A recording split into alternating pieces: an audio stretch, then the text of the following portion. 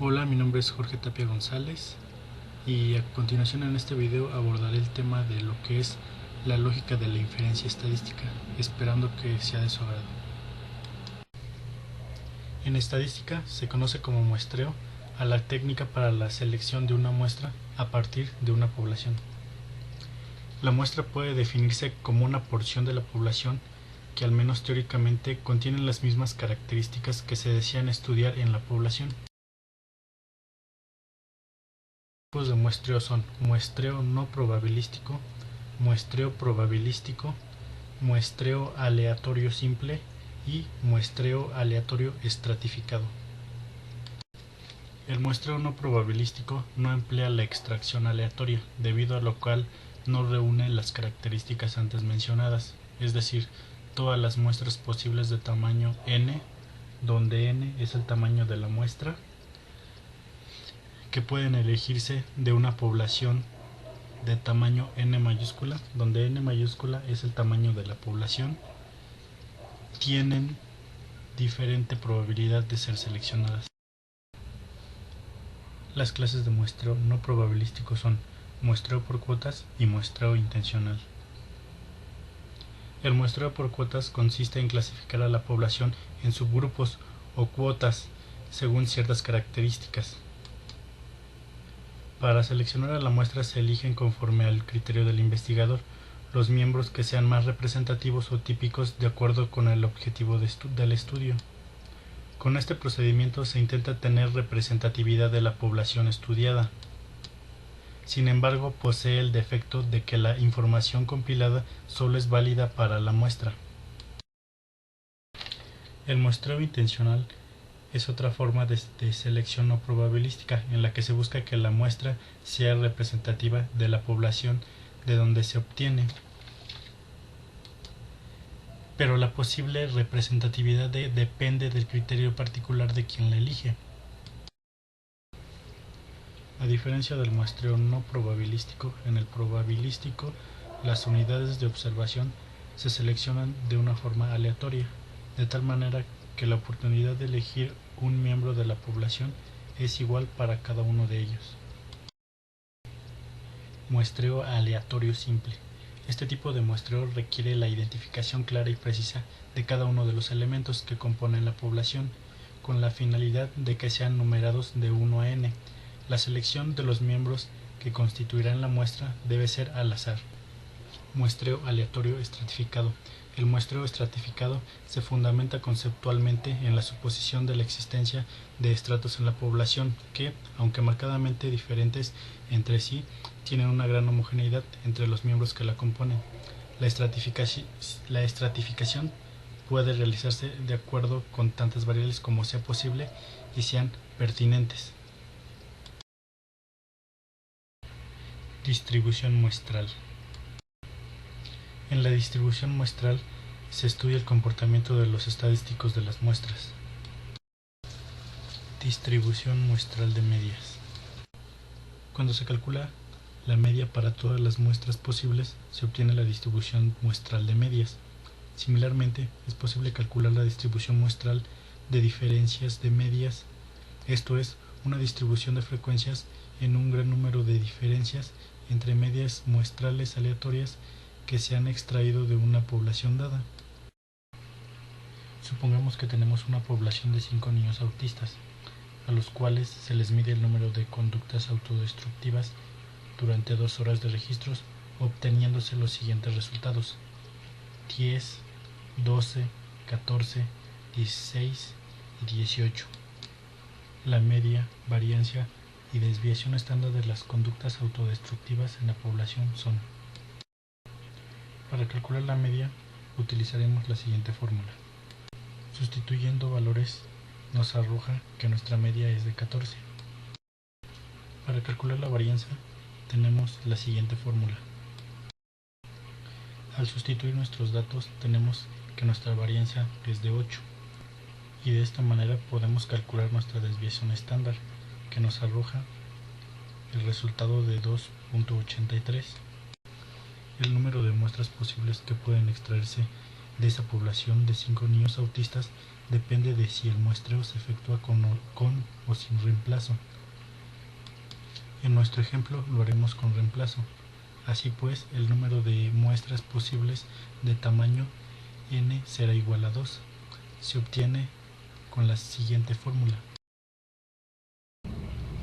en donde n mayúscula es igual a 5, que es el tamaño de la población, y n minúscula es igual a 2, que es el tamaño de las muestras. Si calculamos la media de cada muestra, se tendrá tantas muestras como sean posibles. En la siguiente tabla se muestran las 25 muestras posibles de tamaño n igual a 2 que se obtienen de una población de n igual a 5. La distribución muestral de medias se construye enumerando los diferentes valores de cada media en una columna y la frecuencia de su ocurrencia en la otra, como se observa en la siguiente tabla. Estimación de parámetros. En la estimación de parámetros tenemos la estimación puntual y la estimación de intervalo. En la estimación puntual se toma un solo valor de la muestra, es decir, un solo punto sobre la línea. En la estimación de intervalo, en lugar de calcular un punto, se tiene un conjunto de puntos adyacentes, es decir, un intervalo en el que uno de sus puntos probablemente coincida con el valor del parámetro. Lógica de la contrastación de hipótesis. En psicología se realizan investigaciones con la finalidad de determinar en qué medida las hipótesis derivadas de las teorías que las conforman son apoyadas por los hechos empíricos. El criterio que se ha utilizado para decidir acerca del significado de los datos obtenidos a partir del establecimiento de una hipótesis es el de contrastación. Este procedimiento comprende varios pasos, entre los que destaca la elección de un modelo estadístico que permita transformar los datos recolectados en puntuaciones estándar para que sean comparados con su valor teórico o crítico. Formulación de hipótesis que han de contrastarse. Para la contrastación, las hipótesis deberán formularse en términos estadísticos, para lo cual se requiere, en primer lugar, enunciar la hipótesis nula, que es un enunciado que establece la ausencia de diferencias entre las condiciones, es decir, que la variable dependiente no sea afectado por la acción de la manipulación experimental. Junto con la hipótesis nula, como segundo paso, es necesario enunciar la hipótesis alterna, según la cual cualquier diferencia significativa deberá atribuirse a la manipulación experimental. Así, la hipótesis alterna es la explicación operacional de la hipótesis de investigación del experimentador. Elección de la prueba estadística. Conforme a las consideraciones de tipo estadístico, las pruebas de contrastación se dividen en dos grandes rubros: pruebas paramétricas y pruebas no paramétricas. Las pruebas paramétricas comprenden aquellas pruebas cuyo modelo especifica ciertas condiciones acerca de los parámetros de la población de la cual fue extraída la muestra. En las pruebas no paramétricas no se hace ninguna suposición de los parámetros de la población de la que se obtuvo la muestra. Distribución muestral. La distribución muestral es aquella que se obtiene al tomar todos los valores posibles de un estadístico, calculado de muestras de igual tamaño seleccionadas al azar de una población. En la contrastación de hipótesis, la distribución muestral se calcula conforme a la hipótesis nula. Cuanto más se alejen de cero las diferencias, se estará más seguro que la hipótesis nula es falsa. Nivel de significación. El nivel de significación es la cantidad de riesgo que se está dispuesto a asumir en el sentido de rechazar la hipótesis nula a pesar de que realmente sea correcta. Región de rechazo. La región de rechazo es un subconjunto de valores extremos de la distribución muestral que tienen una probabilidad de ocurrencia muy baja si hipótesis nula es verdadera. Decisión. Es posible que en el hecho de que el valor obtenido a través de las pruebas estadísticas caiga en la región de rechazo se debe a que la hipótesis nula es falsa o a que un evento raro o improbable ha ocurrido. Por lo tanto, hay dos posibilidades de explicación. En este proceso de decisión estadística se escoge la primera opción con el fundamento de que el valor particular obtenido tiene una probabilidad de ocurrencia muy baja cuando la hipótesis nula es cierta.